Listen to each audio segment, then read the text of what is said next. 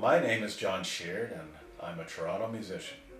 I began professionally playing at the age of 19, and that was 1974, and I started with a band that was doing cover tunes for it was an R&B band, but I got a really good gig after that.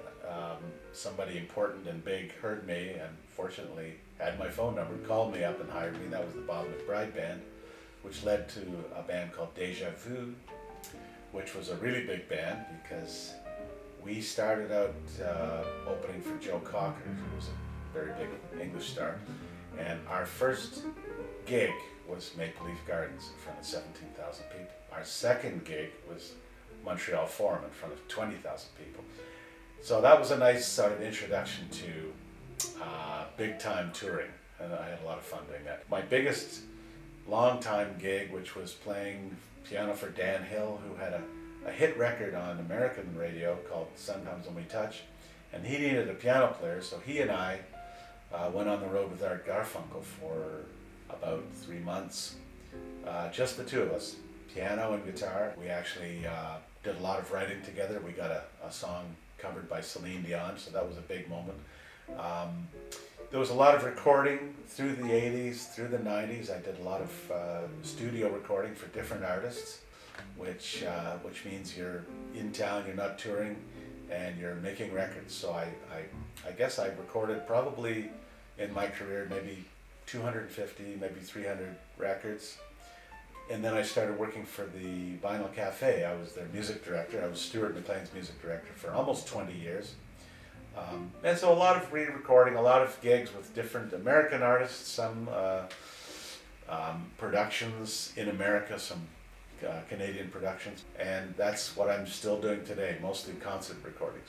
Listening to my dad's early jazz records when I was 11, 12, inspired me to learn how to play the piano really well, because I had been taking lessons, but I really wasn't that interested in it. Everything changed for me when I got the big phone call from this guy, Skip Prokop, who was already a music legend in Canada, so that sort of started me off. This piano was my father's piano when he was 5 years old, and it's the beginning of anything I've ever written.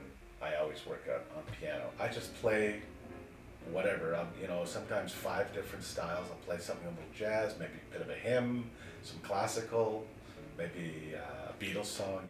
I might, decide not to play for a week or 2 weeks and then sit down and it's like things start happening. And I sit down at the piano, it's always a really, really energizing experience for me.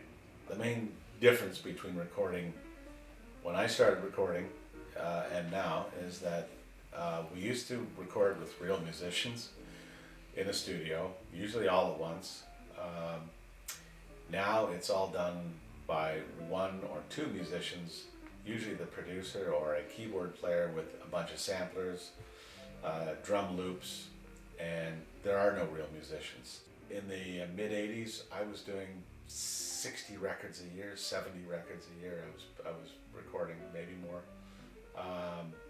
Now I might play on 5 records, 5 CDs maybe, and I don't go into a studio to do that. They send me the tracks, they email me the tracks, I do it in my own studio, I put a couple of keyboard parts on, email it back, and I never see any other musicians.